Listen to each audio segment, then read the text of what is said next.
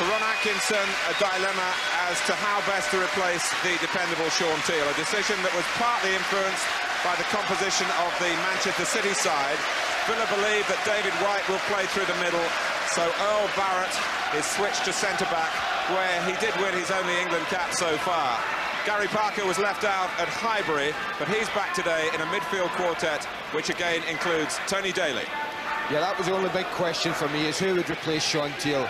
And I thought all along it might be Earl Barrett, and I think that makes a sensible choice. It keeps Staunton on that left-hand side, and that's a really potent area with Tony Daley ahead of him.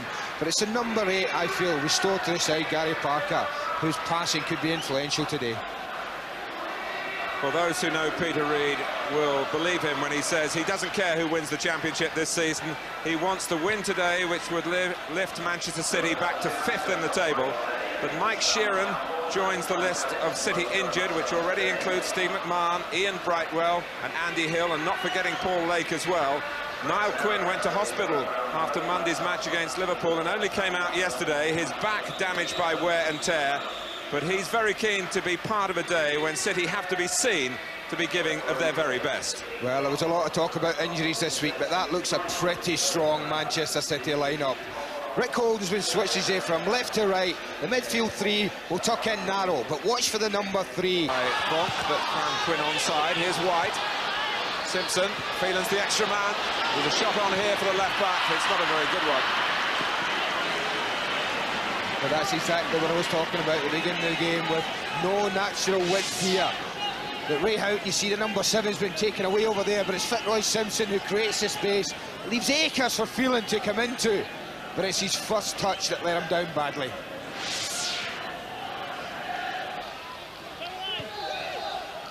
Philip Don, as you might have seen, sorting out a little altercation between White and Barrett. Richardson's through pass for Saunders. Dean Saunders can't end this difficult run for him, and Tony Coton was a most capable goalkeeper there for Manchester City. There's the space. You see, they get it right. And he does everything. It's neat work by Houghton. The pass just veered away from Vonk for Parker to collect and to send Atkinson facing the goal, which gets... And that is his strength. One of his major strengths in the game is his power and running ability of players. Well, are we going to see Staunton again here? Having hit the post direct from the corner. He's going to take charge at the free kick. They change the angle for him. It's round the wall, but low. And Coton getting most things behind it. Yes, he did. He hits it well enough, but as you can see here from the angle, not well enough to trouble Tony Coton, who, like most... would have been up alongside David White if Quinn hadn't made it. From his usual position at the back, takes the free kick.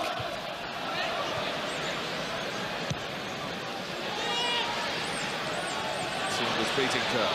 Atkinson trying to get in front of Vonk and squeeze it wide to Daley, unsuccessful. But White will take this one. Blocked by Barrett. In from Holden. Have to retreat.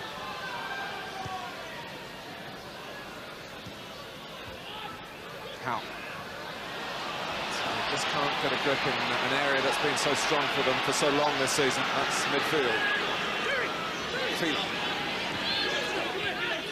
Simpson. A chance against Houghton and sending Phelan in behind Cox here. Can Quinn reach it? He does! That's authentic Manchester City, authentic Niall Quinn. And Aston Villa are a goal behind at home. Ron Atkinson has to take it on the chin. Well, this is a goal of quality from start to finish. Fitzroy Simpson's lovely ball. Feeling space, but it's the quality of his cross. Inch perfect. And now Quinn doesn't miss those. It's the quality of the ball in that makes the job very easy for Niall Quinn. But most of them in the first half and get them fired up. Vonk. Now Quinn. Here's Houghton. Trying to make it happen for Aston Villa. Daley loitering on the left. It's deflected, and Dean Saunders! Well, when you want a goal, a chance right on the goal line is a dream come true in his 12th match since his last goal at the 11th hour in the championship chase. Dean Saunders starts scoring again. And what a part the deflection plays. He looks to nick it and it gets a deflection off Ranson. No matter how bad your goal stat is at the moment, you're not going to miss these. In fact, it's almost gone in here. We can see as it just takes a deflection. It could even have been going into this far corner on its own, but no, it needed that. Paul McGrath, who's been a mountain at the back for Aston Villa, recognised throughout the game, particularly by the PFA award.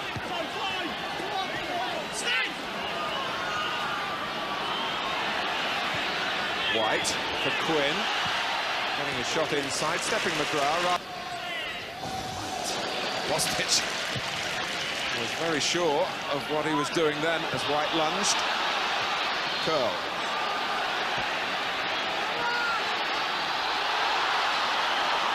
Breaks for Daley. He isn't known for his goal scoring, but when you look back down the records, he's done some damage to Manchester City in the past. A great goal in his fixture here last season. Scored a fantastic volley here last season, you're right. But the problems arise from there is that how often we talk about when defenders let the ball bounce from goal kicks. The two centre-backs let it bounce and were immediately in trouble and couldn't clear.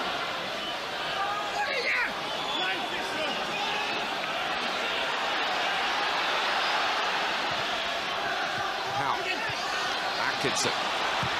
That's Parker, who scored against City at Main Road. Well, it looks close, this one, but I think you'll find that when he's hit that, Tony Coton makes a spectacular dive towards it, but he hits it with the outside of his left foot. And from the moment it leaves that, you can see it's always drifting wide of the goal.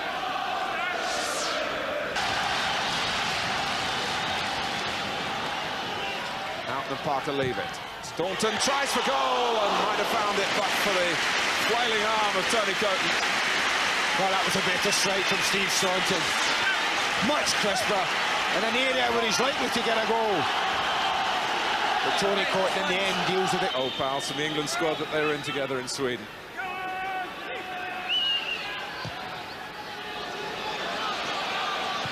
Saunders trying to get in behind Phelan, which takes some doing. He's accomplished it. Needs some support now. Goes for the cross. Oh, a handball! Keith Curle. It's a certain penalty. And what will Manchester United be saying about that? Well, it's inexplicable. It really is.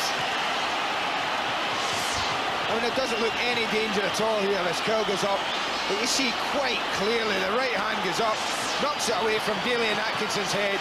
And that must have been one of the simplest decisions the referees had to make. Villa have missed their last two penalties, which is why the job has gone to Garry Parker. Oh, and it got under. Coton, who beats the ground with frustration as Parker pumps the air into light. And Aston Villa are in front by 2 goals to 1 in an amazing set of circumstances here. Well, Ron Atkinson said he wanted his team to get some luck, and they've certainly had it today. The first goal, a little deflection helped him. Keith Curle inexplicably sticking a hand up there, and Tony Coton comes oh so close to stopping the penalty, but all that doesn't matter. Villa are ahead.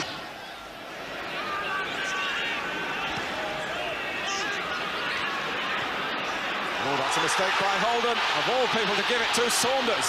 City committing suicide at the moment. That's a corner off Curle. Oh, it should be a corner. Well, if the referee didn't see it, surely the linesman must have done. I think probably you and I had the best view of that incident in the whole ground at the angle we're at.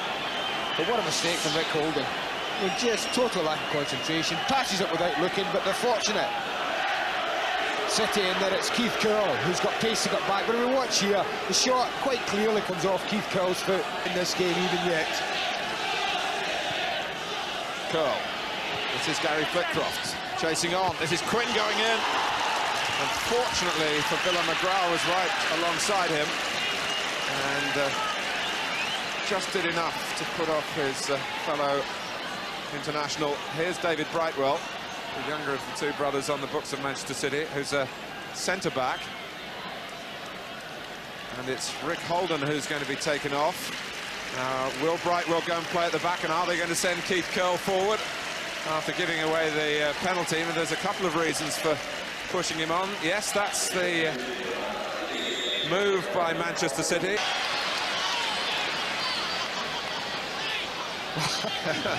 I think we can tell that you used to be assistant manager of Aston Villa, Andy. He's going to go and play at left back, of course, against David White. It's a question. And Garry Parker, who's played his part with the penalty. By his goal, Villa lead. And Bryan Small, I must tell you, I saw the under-21 game in Turkey recently. I'm trying to keep you in touch with the messages from Ron Atkinson. He'll settle for a win here and not be too concerned about the margin. It's not been an easy afternoon for Aston Villa. Saunders sets it. It's handball now by the goalkeeper. Oh, he had a chance, Steve Staunton there. I think it was handball from him, but not an intentional one. But with a great chance to put Kevin Richardson free in the box. It's a lovely ball wide by Flitcroft.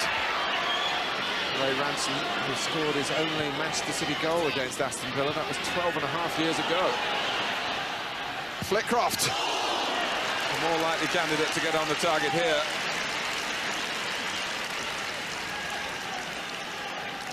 That was a nice build-up from Manchester City.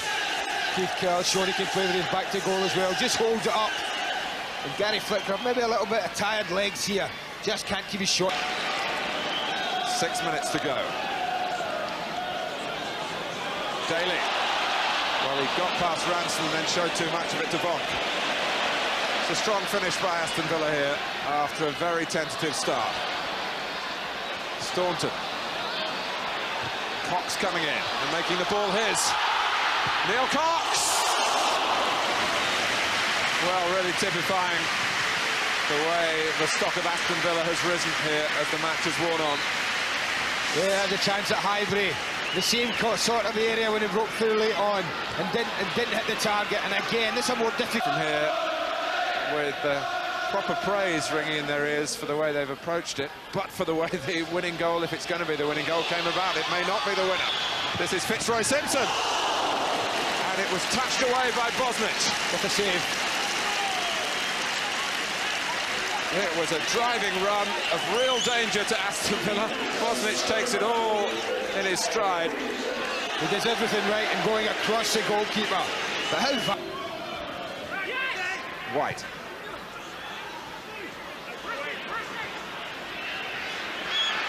Staunton. Houghton is onside, and it's 3-1. Aston Villa finishing here on a very big high indeed. Ron Atkinson knows that all the anxieties in this match, and they've been considerable, are behind him. Oh, it's a lovely ball through from Staunton. Measures it outside of his left foot. They've got caught. You always sense that sometime they'll get caught square. And if there's one man you would want in that situation with a cool head, believe me, it would be Ray Houghton. He has a quick look. He knows he's onside. Look at that for a calm little half volley. Beautiful. Houghton. Well, there might be more to come here. Atkinson, if he'd had more matches, if he'd had perhaps a more successful time in this match, who knows what might have happened, but he went for the first time. A brilliant ball from Houghton. Again, outside of the foot, and he doesn't get the kindness of bounces there.